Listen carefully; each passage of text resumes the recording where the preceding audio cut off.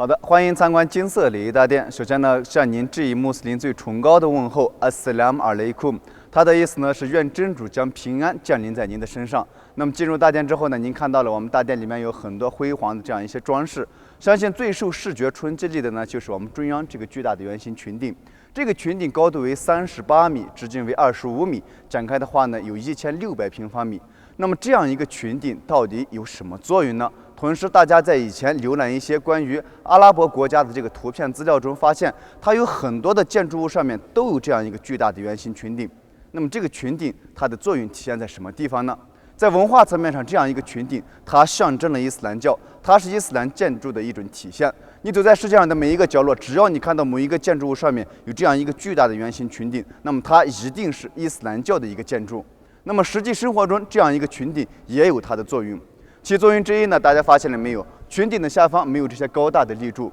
省去的这些高大的立柱呢，可以容纳更多的穆斯林前来做礼拜，同时呢，也可以空出这样一片没有任何视觉阻挡的空间来进行像咱们现在这样一个演讲或者集会。那么这是其作用之一。作用之二呢，这样一个群顶它有一种天然的扩音效果。那么，因为伊斯兰教在1400多年前成立之初呢，它肯定有很多的教法教规需要给大家去做解答。那么这样的一个做解答的这样一个，需要由这个阿訇呢，在做礼拜之前呢，站在最前面，向所有来做礼拜的这个穆斯林呢，去做这样一个演讲。那么大家想一下，1400多年前没有麦克风，没有喇叭，没有任何的这种天然的这种能够辅助的扩音设备。而这个一个人的声音呢，想要从正前方来扩散到这样一个大殿的每一个角落，是根本不可能的。那么在这种情况之下呢，建筑师发现，加上这样一个巨大的圆形群顶，使得它可以起到一种天然的扩音效果。那么同时呢，我在这里给大家讲解的时候呢，大家也可以就感觉到了这种天然的扩音效果，这是其作用之二，扩音效果。那么它的第三个效果呢，这样一个群顶有一个调节温度、增加空气流通的神奇效果。同样也是因为伊斯兰教成立之初呢，它是在阿拉伯国家，而这个阿拉伯国家一提到阿拉伯国家，我相信大家反映到的第一个词儿呢，就是非常的热，全年日常温度40-50度，如此炎热的情况下，2000多号穆斯林在一个环境中去听一段时间的演讲，那么自身来说非常的不舒服，同时呢也会造成一些这个疾病的传播和蔓延。那么在这种情况之下呢，建筑师发现将这样一个巨大的圆形群顶抬高之后，它这种中空的造型可以起到一种天然的调节温度、增加空气流通的神奇效果。这就是大家为什么发现清真寺的这个群顶都是非常非常巨大、非常的这样一个非常深、非常宽，就是这样一个寓意。而接下来呢，大家看我们两侧的这个墙体和这个正前墙壁的部分。看正前墙壁的时候呢，大家发现，那么我们正前墙壁的正中下方有凹进去的这样一块。那么这个建筑为什么要凹进去呢？它有什么作用呢？它呢，阿拉伯语将其称之为米哈拉布，中文翻译为凹壁，就是凹进去的一块墙壁。它主要是为穆斯林做礼拜呢指明一个朝向，因为伊斯兰教规定，全球的穆斯林，不管你在世界上的每一个角落，你做礼拜的时候呢，必须要正面朝向，通通向着麦加天房的这样一个方向。而这个麦加天房呢，大家都知道，就是一个正方体的黑色的建筑，它在沙特麦加市，它在咱们中国的西方。所以说，就全中国而言，每一寸土地上，只要有穆斯林做礼拜呢，必须这个正面朝向，通通向着正西方，以求自己最终呢，这个朝向能够到达麦加天房的这样一个方向。而咱们这个方向呢，就是正西方。同时，这个欧壁呢，也是服务于外地穆斯林和一些外国穆斯林朋友。他们到了咱们这个地方，他们要做礼拜，但是做礼拜的时候，他不知道该向哪个方向去做，因为他语言不通，他没有办法交流。那么在这种情况之下呢，他只要看一眼欧壁的方向，就知道应该向着这个方向来做礼拜了。那么讲到了做礼拜呢，穆斯林每天要做5次的礼拜，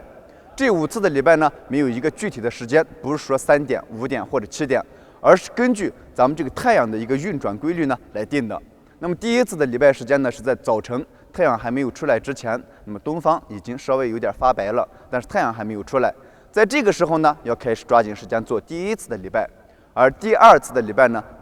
则是中午太阳正中稍偏一点的时候呢，做第2次的礼拜，而第3次的礼拜呢，则是到了下午，太阳照射一个物体，使物体影子的长度达到了物体自身高度的2倍的时候。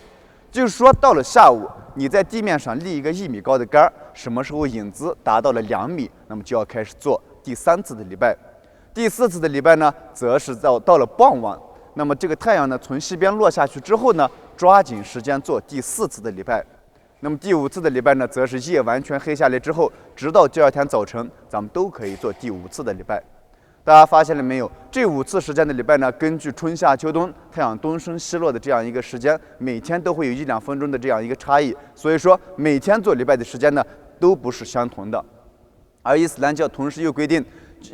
这个穆斯林做礼拜呢，以距离为贵。所谓的距离呢，就是要求大家聚集在一起呢，一起来做礼拜。但是之前很久以前，人们没有手表，没有手机，那么怎样才能让大家在最快的时间内到达同一个地方来进行礼拜呢？于是就由清真寺的学员，那么每到这个做礼拜的时间呢，会委派1名学员登上这个高高的邦克楼。那么邦克楼呢，就是非常瘦高、呈不同形状的一种塔形的建筑，分别这个屹立于离这个清真寺的这样左右2侧，它呢就称之为邦克楼。这个邦克楼呢，主要是供穆斯林这个诵念这样一段邦克词之用的。而这个邦克词呢，又称作召唤词，就是起到一个召唤的作用。那么讲到这里呢，我先给大家来诵念这样一段这个召唤词，大家感受一下这样一段召唤词到底有怎样的一个效果，可以让穆斯林，不管是在做任何工作的穆斯林，工作的也好，经商的也好，务农的也好，通通放下手中的工作，来到清真寺来做礼拜。那么接下来呢，我给大家诵念一下这样一段赞词。Allahu Akbar,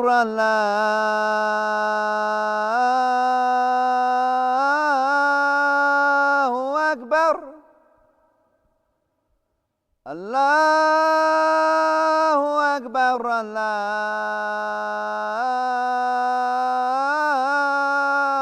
Akbar. Asyhadu an la ilaha illallah.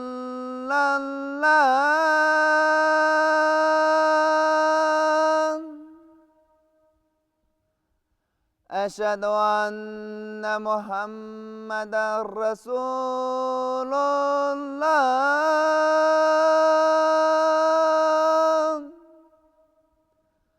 Hayya 'alas salah,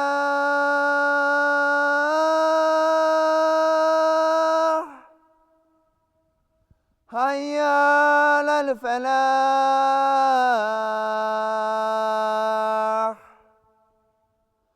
Allahu Akbar, Allahu Akbar. La ilaha illallah。